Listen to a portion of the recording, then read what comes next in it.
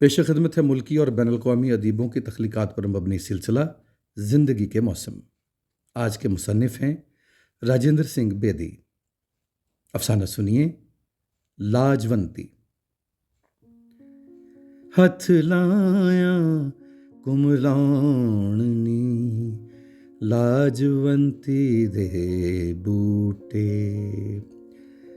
بٹوارا ہوا اور بے شمار زخمی لوگوں نے اٹھ کر اپنے بدن پر سے خون پونچھ ڈالا اور پھر سب مل کر ان کی طرف متوجہ ہو گئے جن کے بدن صحیح و سالم تھے لیکن دل زخمی۔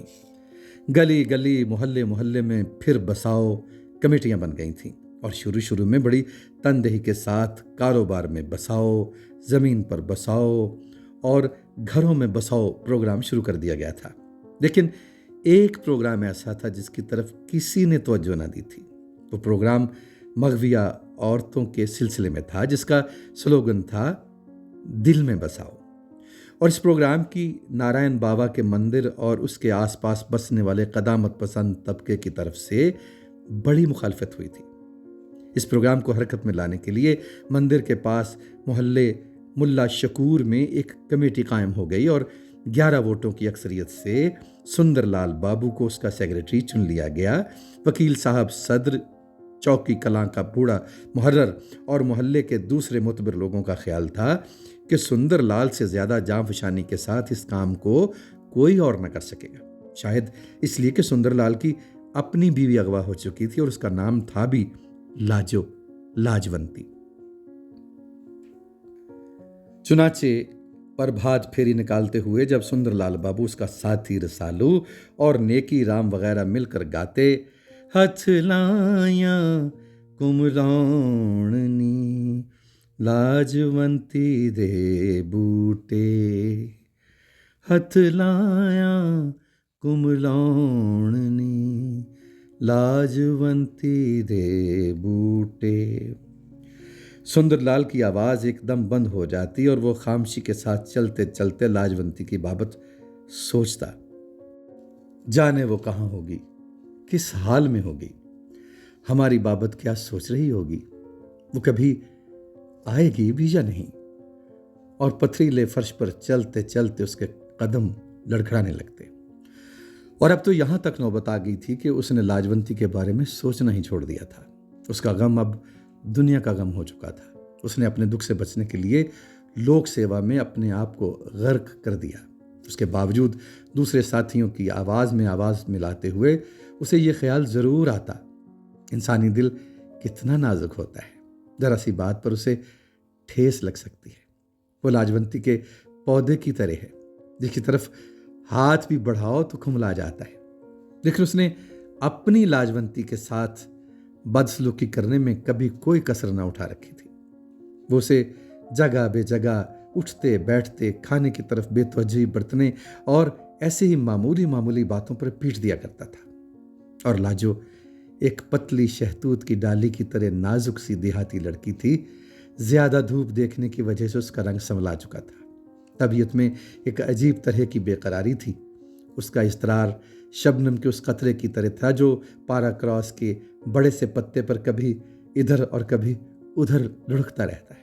اس کا دبلا پن اس کی صحت کے خراب ہونے کی دلیل نہ تھی، ایک صحت مندی کی نشانی تھی، جسے دیکھ کر بھاری برکم سندر لال پہلے تو گھبرایا، لیکن جب اس نے دیکھا کہ لاجو ہر قسم کا بوجھ، ہر قسم کا صدمہ، حتیٰ کہ مار پیٹ تک سہ گزرتی ہے، تو وہ اپنی بدسلوکی کو بتدریج بڑھاتا چلا گیا اور اس نے ان حدوں کا خیال ہی نہ کیا جہاں پہنچ جانے کے بعد کسی بھی انسان کا صبر ٹوٹ سکتا ہے۔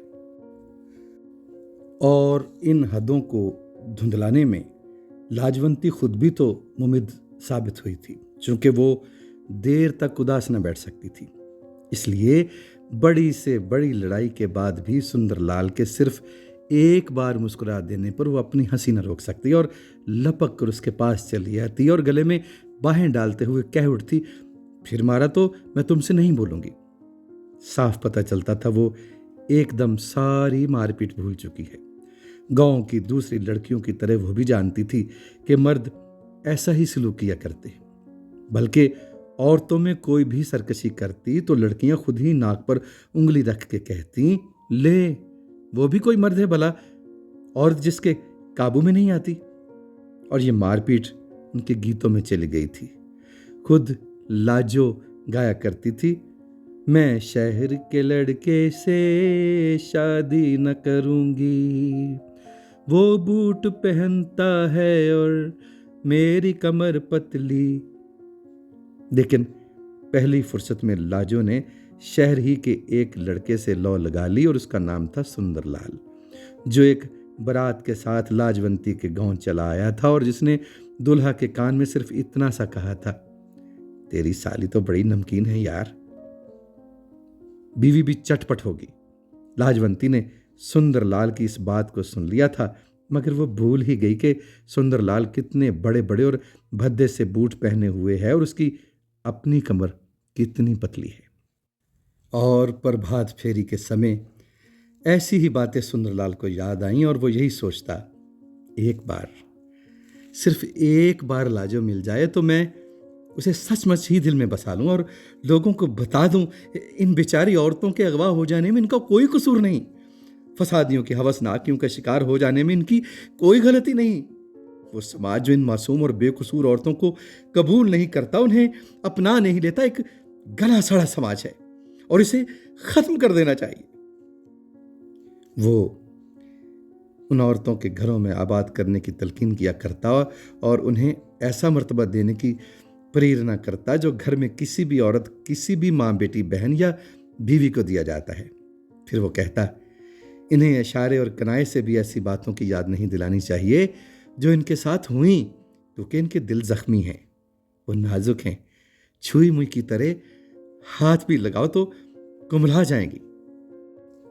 गोया दिल में बसाओ प्रोग्राम को अमली जामा पहनाने के लिए मोहल्ला मुल्ला शकूर की उस कमेटी ने कई प्रभात फेरियां निकाली।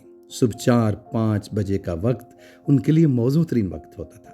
न लोगों का शोर, न ट्रैफिक की उलझन। रात भर चौकीदारी करने वाले कुत्ते तक बुझे हुए तनूरों में सर देकर पड़े होते थे। अपने अपने बिस्तरों में दुबके हुए लोग प्रभात फेरी वालों की आवाज़ सुनकर सिर्फ इतना कहते, ओह वही मंडली है। और फिर कभी सब्र और कभी तुनक मिजाजी से वो बाबू सुंदरलाल का प्रोपेगेंडा सुना करते।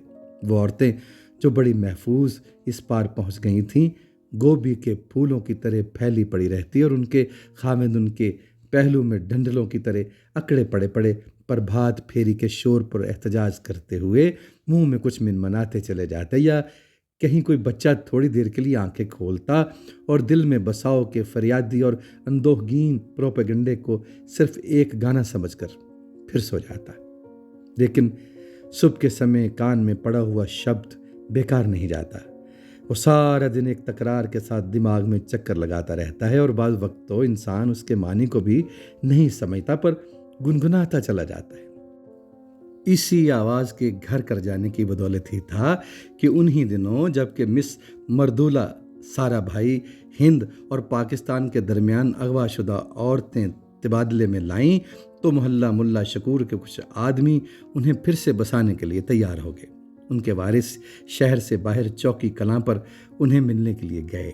मगविया औरतें और उनके लवाहिकीन कुछ देर एक दूसरे को देखते रहे और फिर सर झुकाए अपने अपने बर्बाद घरों को फिर से आबाद करने के काम पर चल दिए। रसालू और नेकी राम और सुंदरलाल बाबू कभी महेंद्र सिंह जिंदाबाद और कभी सोहनलाल जिंदाबाद के नारे लगाते और वो नारे लगाते रहे हत्ता कि उनके गले सूख गए। लेकिन मगविया औरतों में ऐसी भी थी जिनके शौहरों, जिनके माँ बाप, बहन और भाइयों ने उन्हें पहचानने से इनकार कर दिया था। आखिर वो मर क्यों ना गई? अपनी इफ्फत और इस्मत को बचाने के लिए उन्होंने जहर क्यों नहीं खाया? कुएं में छलांग क्यों नहीं लगाई? वो बुज़दिल थीं जो इस तरह जिंदगी से चिमटी हुई थीं। सैकड़ों हजारों औरतों ने अपनी इस्मत लुट जाने से पहले अपनी जान दे दी, लेकिन इन्हें क्या पता कि वो जिंदा रहकर किस बहादुरी से काम ले रही हैं, कैसे पथराई हुई आंखों से मौत को घूर रही हैं, ऐसी दुनिया में जहां उनके शौहर तक उन्हें नहीं पहचानते। फिर उनमें से कोई जी ही जी में अपना नाम दोहराती, सुहागवंती, सुहाग वाली, और अपने भाई को इस जम्मे गफीर में देखकर आखिरी बार इतना कहती, तू तू तू भी मुझे नहीं पहचानता बारी? मैंने तुझे गोदी में खिलाया था रे। और बहारी चिल्ला देना चाहता, फिर वो माँ बाप की तरफ देखता और माँ बाप अपने जिगर पर हाथ रख के नारायण बाबा की तरफ देखते और निहायत बेबसी के आलम में नारायण बाबा आसमान की तरफ देखता। तो दरअसल कोई हकीकत नहीं रखता और जो सिर्फ हमारी नज़र का धोखा है, जो सिर्फ एक हद है जिसके पार हमारी निगाहें काम नहीं करती। लेकिन फौजी ट्रक में मिस सारा भाई तबादले में जो औरतें लाईं, उनमें लाजो न थी। सुंदरलाल ने उम्मीदो बीम से आखिरी लड़की को ट्रक से नीचे उतरते देखा और फिर उसने बड़ी खामशी और बड़े आज़म से अपनी कमेटी की सरगर्मियों को दो चंद कर दिया। अब वो सिर्फ सुबह के समय ही प्रभात फेरी के लिए ना निकलते थे, बल्कि शाम को भी जुलूस निकालने लगे और कभी कभी एक आध छोटा मोटा जलसा भी करने लगे, जिसमें कमेटी का बूढ़ा सदर वकील काल का प्रसाद सूफी खनकारों से मिले जुले एक तकरीर कर दिया करता और रसालू एक पीकदान लिए ड्यूटी पर हमेशा मौजूद रहता। लाउड स्पीकर से अजीब तरह की आवाज़ें आती, फिर कहीं नेकी राम मुहर्रर चौकी कुछ कहने के लिए उठते, लेकिन वो जितनी भी बातें कहते और जितने भी शास्त्रों और पुराणों का हवाला देते, उतना ही अपने मकसद के खिलाफ बातें करते और यूं मैदान हाथ से जाते देखकर सुंदरलाल बाबू उठता, लेकिन वो दो फिक्रों के अलावा कुछ भी न कह पाता। उसका गला रुक जाता, उसकी आंखों से आंसू बहने लगते और रुहासा होने के कारण वो तकरीर ना कर पाता। आखिर बैठ जाता है, लेकिन मजमे पर एक अजीब तरह की खामोशी छा जाती और सुंदरलाल बाबू की उन दो बातों का असर, जो कि उसके दिल की गहराइयों से चली आती, वकील काल का प्रसाद सूफी की सारी नासिहाना फसाहत पर भारी होता। लेकिन लोग वहीं रो देते, अपने जज्बात को आसूदा कर लेते और फिर खाली उस जहन घर लौट जाते। एक रोज कमेटी वाले सांझ के समय भी प्रचार करने चले आए और होते होते कतामत पसंदों के गढ़ में पहुंच गए। मंदिर के बाहर पीपल के एक पेड़ के इर्द गिर्द सीमट के थड़े पर कई श्रद्धालु बैठे थे और रामायण की कथा हो रही थी। नारायण बाबा रामायण का वो हिस्सा सुना रहे थे जहां एक धोबी ने अपनी धोबन को घर से निकाल दिया था और उससे कह दिया, मैं राजा रामचंद्र नहीं जो इतने साल रावण के साथ रह आने पर भी सीता को बचा लेगा। और रामचंद्र जी ने महासतवंती सीता को घर से निकाल दिया, और ऐसी हालत में जबकि वो गर्भवती थी। क्या इससे भी बढ़कर रामराज का कोई सबूत मिल सकता है? नारायण बाबा ने कहा, यह है रामराज जिसमें एक धोबी की बात को भी इतनी ही कदर की निगाह से देखा जाता है। कमेटी का जुलूस मंदिर के पास रुक चुका था और लोग रामायण की कथा और श्लोक का वर्णन सुनने के लिए ठहर चुके थे। सुंदरलाल आखिरी फिक्रे सुनते हुए कह उठा, हमें ऐसा रामराज नहीं चाहिए बाबा। चुप रहो जी, तुम कौन होते हो? खामोश।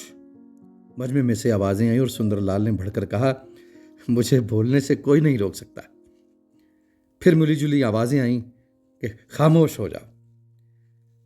हाँ, हम नहीं बोलने देंगे तुम्हें, मार देंगे तुम्हें, बोलने नहीं देंगे, चुप हो जाओ।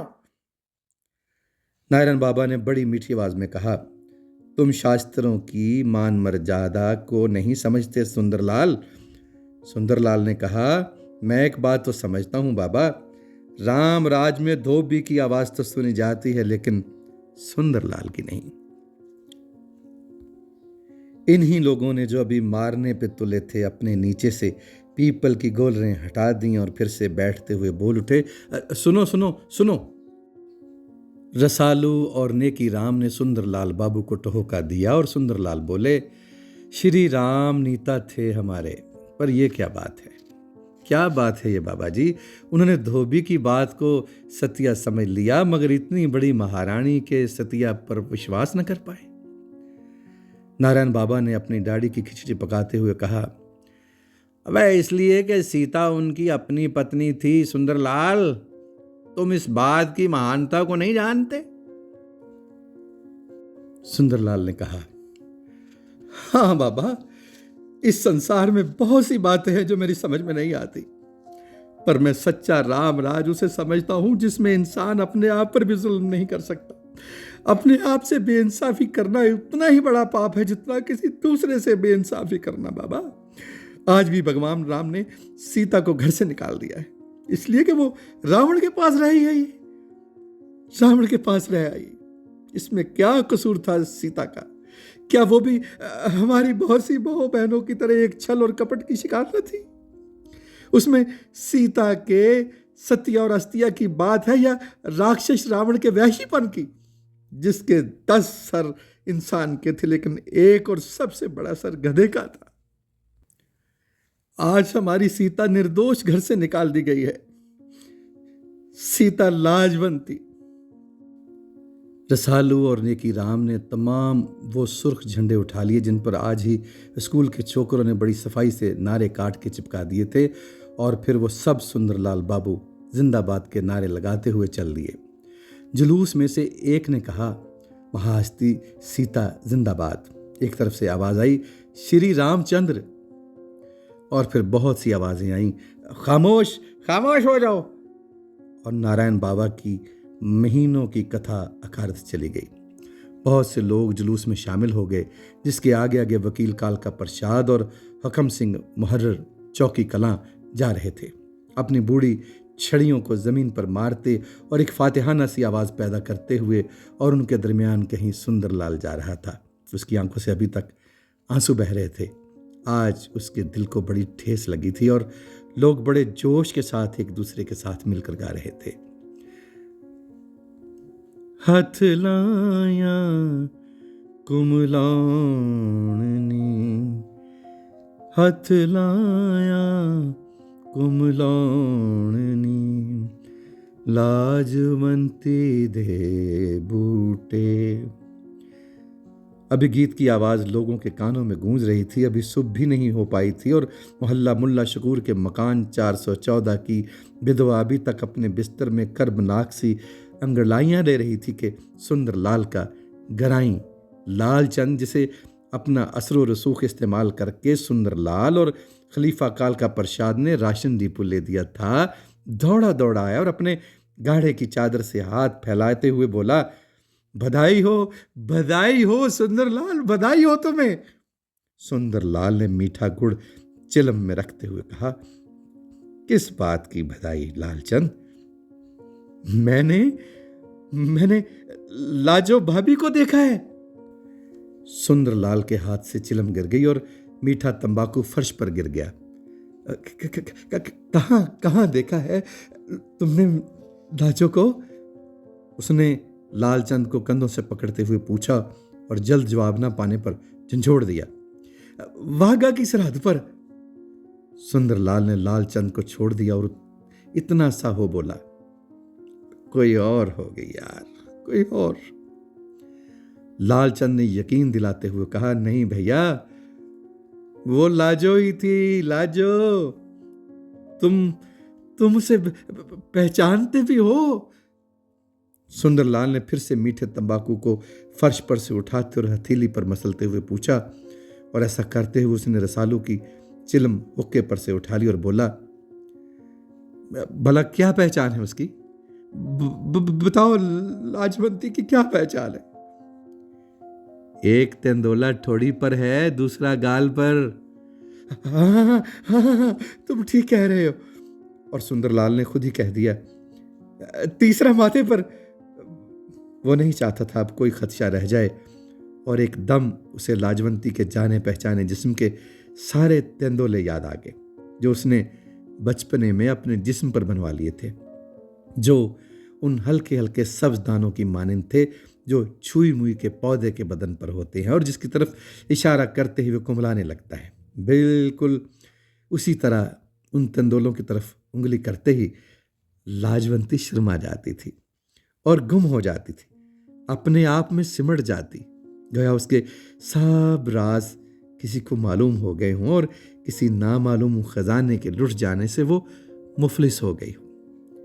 سندر لال کا سارا جسم ایک انجانے خوف، ایک انجانی محبت اور اس کی مقدس آگ میں چلنے لگا۔ اس نے پھر سے لال چند کو پکڑ لیا اور پوچھا، لاجو واگے بارڈر پہ وہ کیسے پہنچ گئی؟ لال چند نے کہا، ہندو اور پاکستان میں عورتوں کا تبادلہ ہو رہا تھا نا۔ اچھا پھر کیا ہوا؟ क्या हुआ फिर? सालू भी अपनी चारपाई पर उठ बैठा और तंबाकू नोशों की मखसूस खांसी खांसते हुए बोला, सचमुच आ गई है लाजवंती भाभी, आ गई है, हैं? लालचंद ने अपनी बात जारी रखते हुए कहा, वाघा पर 16 औरतें पाकिस्तान ने दे दी और उसके एवज 16 औरतें ले ली। लेकिन एक झगड़ा खड़ा हो गया। हमारे वॉलंटियर एतराज कर रहे थे कि तुमने जो औरतें दी हैं उनमें उधेड़ बूढ़ी और बेकार औरतें ज्यादा हैं। इस तनाज़े पर लोग जमा हो गए। उस वक्त उधर के वॉलंटियर ने लाजो भाभी को दिखाते हुए कहा, तुम इसे बूढ़ी कहते हो? देखो देखो, जितनी औरतें तुमने दी हैं उनमें से एक भी बराबरी करती है इसकी। और वहां लाजो भाभी सबकी नजरों के सामने अपने तेंदोले छुपा रही थी। फिर झगड़ा पड़ गया। दोनों ने अपना अपना माल वापस ले लेने की ठान ली। अब मैंने शोर मचाया, मैंने, लाजो भाभी, लाजो भाभी, मगर हमारी फौज के सिपाहियों ने हमें ही मार मार के भगा दिया। और लालचंद अपनी कोहनी दिखाने लगा जहां उसे लाठी पड़ी थी। रसालू और नेकी राम चुपचाप बैठे रहे और सुंदरलाल कहीं दूर देखने लगा। शायद सोचने लगा, लाजू आई भी पर ना आई। और सुंदरलाल की शक्ल ही से जान पड़ता था जैसे वो बीकानेर का सहरा फांद कर आया है और अब कहीं दरख्त की छांव में जुबान निकाले हाँप रहा है। मुंह से इतना भी नहीं निकलता कि पानी दे दो। उसे यूं महसूस हुआ बंटवारे से पहले बंटवारे के बाद का तशद्दुद अभी तक कार फरमा है, सिर्फ उसकी शक्ल बदल गई है। अब लोगों में पहला सा दरेग भी नहीं रहा। किसी से पूछो, सांबर वाला में लैना सिंह रहा करता था और उसकी भाभी बनतो तो वो झट से कहता मर गए, और उसके बाद मौत और उसके मफहूम से बिल्कुल बेखबर, बिल्कुल आरी आगे चला जाता। उससे भी आगे, एक कदम आगे बढ़कर बड़े ठंडे दिल से ताजर इंसानी माल, इंसानी गोश्त और पोस्त की तिजारत और उसका तबादला करने लगे। मवेशी खरीदने वाले किसी भैंस या गाय का जबड़ा हटाकर दांतों से उसकी उम्र का अंदाजा करते थे। अब वो जवान औरत के रूप, उसके निखार, उसके अजीज तरीन राजों, उसके तेंदोलों की शारे आम में नुमाइश करने लगे। तशद्दुद अब ताजरों की नस नस में बस चुका है। पहले मंडी में माल बिकता था और भाव ताव करने वाले हाथ मिलाकर उस पर एक रुमाल डाल लेते और यूं गप्ती कर लेते गोया रुमाल के नीचे उंगलियों के इशारों से सौदा हो जाता था। अब गुप्ती का रुमाल भी हट चुका और सामने सौदे हो रहे थे और लोग तिजारत के आदाब भी भूल गए।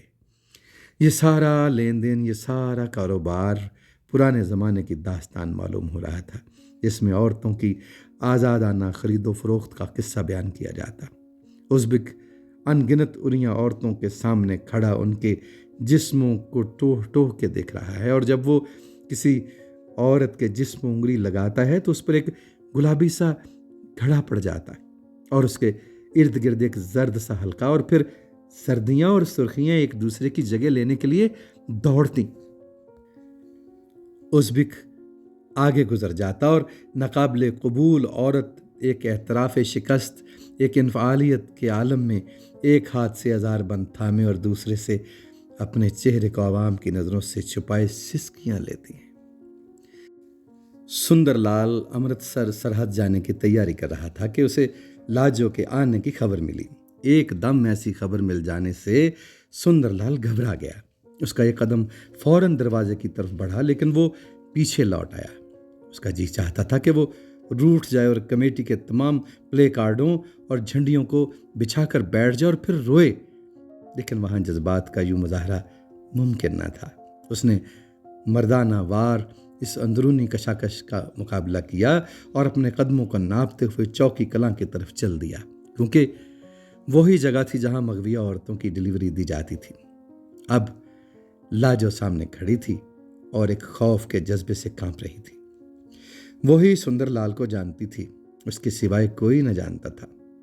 वो पहले ही उसके साथ ऐसा सलूक करता था, और अब जबकि वो एक गैर मर्द के साथ जिंदगी के दिन बिता कर आई थी, न जाने क्या करेगा। सुंदरलाल ने लाजो की तरफ देखा। वो खालिस इस्लामी तर्ज का लाल दुपट्टा ओढ़े थी और बाईं बुकल मारे हुए थी, आदतन, महज आदतन। दूसरी औरतों में घुल मिल जाने और बिलाखिर अपने सयाद के दाम से भाग जाने की आसानी थी, और वो सुंदरलाल के बारे में इतना ज़्यादा सोच रही थी कि उसे कपड़े बदलने या दुपट्टा ठीक से ओढ़ने का भी ख्याल न रहा। वो हिंदू और मुसलमान की तहजीब के बुनियादी फ़र्क दाएं बुकल और बाएं बुकल में इम्तियाज़ करने से कासिर रही थी।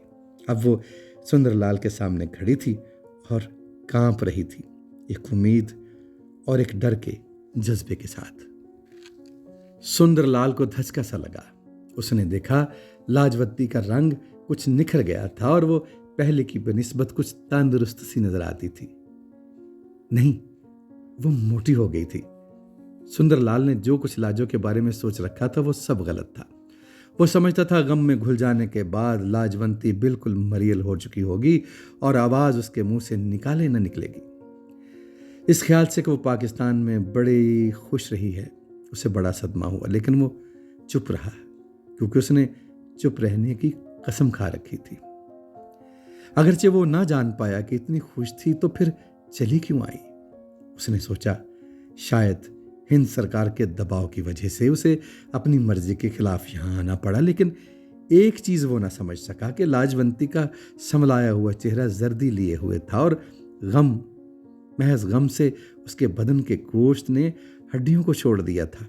वो गम की कसरत से मोटी हो गई थी और सेहतमंद नजर आती थी, लेकिन ये ऐसी सेहतमंदी थी जिसमें 2 कदम चलने पर आदमी का सांस फूल जाता था। मगविया के चेहरे पर पहली निगाह डालने का तासुर कुछ अजीब सा हुआ, लेकिन उसने सब ख्यालात का एक असबाती मर्दानगी से मुकाबला किया। और भी बहुत से लोग मौजूद थे। किसी ने कहा, हम नहीं लेते मुसलमानों को, ये झूठी औरत, ये झूठी औरत। और ये आवाज़ रसालू, नेकी राम और चौकी कलां के बूढ़े मुहर्रर के नारों में गुम होकर रह गई। इन सब आवाज़ों से अलग कालका प्रसाद की फटती और चिल्लाती आवाज़ आ रही थी। वो खांस भी लेता और बोलता भी जाता। वो इस नई हकीकत, इस नई शुद्धि का शिद्दत से कायल हो चुका था। यूं मालूम होता था आज उसने कोई नया वेद, कोई नया पुराण और शास्त्र पढ़ लिया है और अपने इस हसूल में दूसरों को भी हिस्सेदार बनाना चाहता है। इन सब लोगों और उनकी आवाज़ों में घिरे हुए लाजू और सुंदरलाल अपने डेरे को जा रहे थे और ऐसा जान पड़ता था जैसे हजारों साल के रामचंद्र और सीता किसी बहुत लंबे अखलाकी बनवास के बाद अयोध्या लौट रहे हैं। एक तरफ तो लोग खुशी के इजहार में दीपमाला कर रहे हैं और दूसरी तरफ उन्हें इतनी लंबी अजियत दिए जाने पर तासुफ भी। लाजवंती के चले आने पर भी सुंदरलाल बाबू ने उसी शद्दोमत से दिल में बसाओ प्रोग्राम को जारी रखा। उसने कौल और फेल दोनों एतबार से उसे निभा दिया और वो लोग जिन्हें सुंदरलाल की बातों में खाली खूली जज्बातियत नजर आती थी, कायल होना शुरू हुए। अक्सर लोगों के दिल में खुशी थी और बेशतर के दिल में अफसोस। मकान 414 की बेवा के अलावा मोहल्ला मुल्ला शकूर की बहुत सी औरतें सुंदरलाल बाबू सोशल वर्कर के घर आने से घबराती थीं, लेकिन सुंदरलाल को किसी की एतना या बेएतनाई की परवाह न थी। उसके दिल की रानी आ चुकी थी और उसके दिल का खला पड़ चुका था। सुंदरलाल ने लाजो की स्वर्ण मूर्ति को अपने दिल के मंदिर में स्थापित कर लिया था और खुद दरवाजे पर बैठा उसकी हिफाजत करने लगा था। लाजो, जो पहले खौफ से सहमी रहती थी, सुंदरलाल के गैर मुतवक्के नर्म सलूक को देखकर आहिस्ता आहिस्ता खुलने लगी।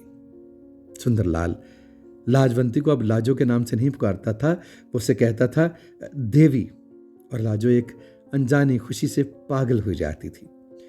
वो कितना चाहती थी कि सुंदरलाल को अपनी वारदात कह सुनाए और सुनाते सुनाते इस कदर रोए कि उसके सब गुनाह धुल जाएं, लेकिन सुंदरलाल लाजो की वो बातें सुनने से गुरेज करता था और लाजो अपने खुल जाने में भी एक तरह से सिमटी रहती। अलबत्ता जब सुंदरलाल सो जाता तो उसे देखा करती और अपनी इस चोरी में पकड़ी जाती। जब सुंदरलाल उसकी वजह पूछता तो वो नहीं, यूं ही बस बस के सिवा और कुछ ना कहती और सारे दिन का थका हारा सुंदरलाल फिर ऊँघ जाता। अलबत्ता शुरू में एक दफ़ा सुंदरलाल ने लाजवंती के स्याह दिनों के बारे में सिर्फ इतना सा पूछा था, कौन था वो? लाजवंती ने निगाहें नीचे करते हुए कहा, जुम्मा। फिर वो अपनी निगाहें सुंदरलाल के चेहरे पर जमाए कुछ कहना चाहती थी, लेकिन सुंदरलाल एक अजीब सी नजरों से लाजवंती के चेहरे की तरफ देख रहा था और उसके बालों को सहला रहा था। लाजवंती ने फिर आंखें नीची कर लीं और सुंदरलाल ने पूछा, अच्छा सलूक करता था वो तुमसे, हैं? हाँ, तुम्हें मारता तो नहीं था? लाजवंती ने अपना सर सुंदरलाल की छाती पर सरकाते हुए कहा, नहीं, वो मारता नहीं था, पर मुझे उससे ज्यादा डर आता था। तुम मुझे मारते भी थे और फिर मैं तुमसे डरती नहीं थी। अब तो ना मारोगे ना? सुंदरलाल की आंखों में आंसू उमड़ आए और उसने बड़ी नदामत और बड़े तासुफ से कहा, नहीं देवी, अब मैं तुम्हें नहीं मारूंगा। देवी? तुमने मुझे देवी कहा है? और वो भी आंसू बहाने लगी। और उसके बाद लाजवंती सब कुछ कह देना चाहती थी, लेकिन सुंदरलाल ने कहा, जाने दो बीती बातें, इसमें तुम्हारा क्या कसूर है? इसमें कसूर है हमारे समाज का, जो तो जैसी देवियों को अपने यहां इज्जत की जगह नहीं देता। वो तुम्हारी हानि नहीं करता, अपनी करता है। और लाजवंती की मन ही मन में रही, वो कह न सकी सारी बात और चुपकी दुबकी पड़ी रही और अपने बदन की तरफ देखती रही, जो कि बंटवारे के बाद अब देवी का बदन हो चुका था, लाजवंती का न था। वो खुश थी, बहुत खुश, लेकिन ऐसी खुश जिसमें सरशारी थी, जिसमें एक शक था और वसवसे। वो लेटी लेटी अचानक बैठ जाती, जैसे इंतहाई खुशी के लम्हों में कोई आहट पाकर एकाएकी उसकी तरफ मुतवज्जे हो जाए। जब बहुत से दिन बीत गए तो खुशी की जगह पूरे शक ने ले ली। इसलिए नहीं कि सुंदरलाल बाबू ने फिर वही पुरानी बदसलूकी शुरू कर दी थी, बल्कि इसलिए कि वो लाजो से बहुत ही अच्छा सलूक करने लगा था। ऐसा सलूक जिसकी लाजो तवक्को नहीं रखती थी। वो सुंदरलाल की वो पुरानी लाजो हो जाना चाहती थी, जो गाजर से लड़ पड़ती और मूली से मान जाती। लेकिन अब लड़ाई का सवाल ही नहीं था। सुंदरलाल ने उसे ये महसूस करा दिया जैसे वो लाजवंती कांच की कोई चीज़ है जो छूते ही टूट जाएगी। और लाजो आईने में अपने सरापे की तरफ देखती और आखिर इस नतीजे पर पहुंचती कि वो और तो सब कुछ हो सकती है, पर लाजो नहीं हो सकती। वो बस गई पर उछड़ गई। सुंदरलाल के पास उसके आंसू देखने के लिए आंखें थीं और नाहे सुनने के लिए कान।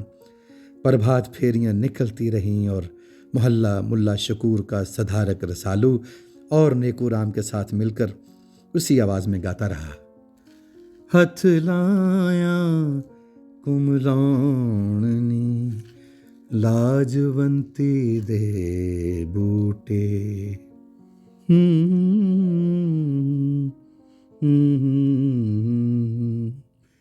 लाजवंती दे बूटे। मुल्की और बैनुल-अक़वामी अदीबों की तख्लीक़ात पर मबनी सिलसिला आपने सुना, ज़िंदगी के मौसम। आज के मुसन्निफ़ थे राजेंद्र सिंह बेदी। अफसाना आपने सुना, लाजवंती। अगर सौती तश्कील आपको अच्छी लगी तो चैनल सब्सक्राइब कीजिएगा। बहुत शुक्रिया।